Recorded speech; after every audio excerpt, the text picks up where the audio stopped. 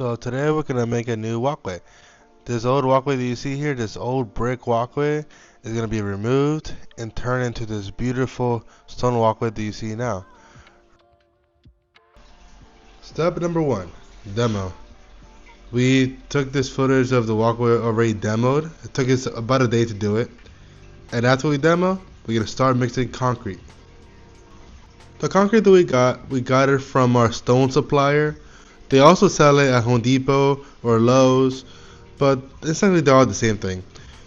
What's important about the concrete is putting the right mixture of water. You don't want to put too much or too little. If you put too much water in the concrete, it's gonna be too sloppy to use. But if you put too little, it's gonna be too hard. So you want to make sure you get the right amount of water. And as you're pouring the concrete, don't forget the wire mesh. You can also add rebar. There are some occasions where you need both, but in this occasion, we just needed just a wire mesh. We didn't need the rebar. And as you're pouring the concrete, you will need to trowel it. As you can see, my Uncle Antonio, he's troweling the concrete to make sure it's nice and smooth. So that way when you put in the stone, it's workable. And it's not too uneven. An additional tip when using wire mesh is to make sure you always have gloves on. Because if you don't, you're going to stain your hand with rust stains, or you might cut yourself, and that is very dangerous. So always use gloves. One thing as you can notice that we do as we're pouring the concrete is we spread the 2x4 across the width and the length of the concrete, just to make sure that we're pushing everything to the same level, same direction, because otherwise we won't be able to take account of the level. And when it rains, water is going to go to the direction that we do not want. When we put out the level, we want to make sure that everything is sloped down 1 degree. That's enough to make sure the water goes away. I call this part the calm before the storm. Because after this, we're going to now actually start installing stone.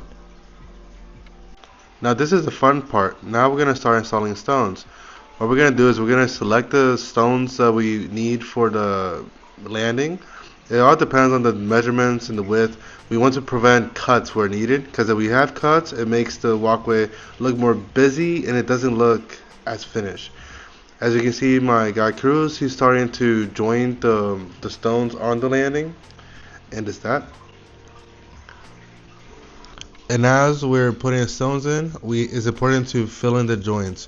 You fill in the joints once when the mortar bedding has set. As you can see here, my guys are cutting the stones as they're filling the joints in.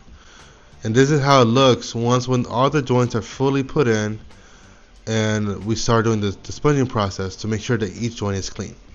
After the mortar has cured, which is probably 24 hours, we do an acid wash. The acid wash will remove any excess cement stains that's done from the joining.